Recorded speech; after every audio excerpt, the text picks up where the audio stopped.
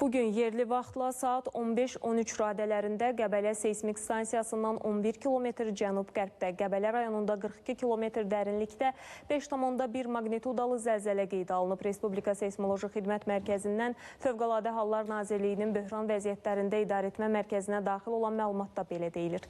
Zəlzələ episentrdə və episentrə yaxın yaşayış məntəqələrində 5-3 bala qədər hiss olunub.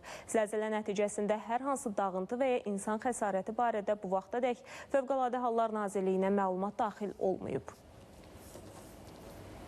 Zəlzələ baş verib Qəbələ rayonunda.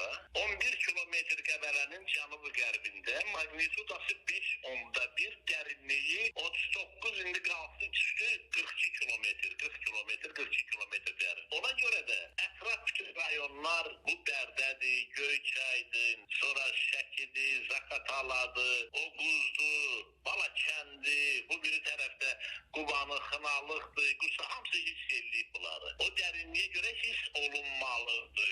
Artıq çoxlar xırda təkanlar, yəni o fon səviyyəsinə düşən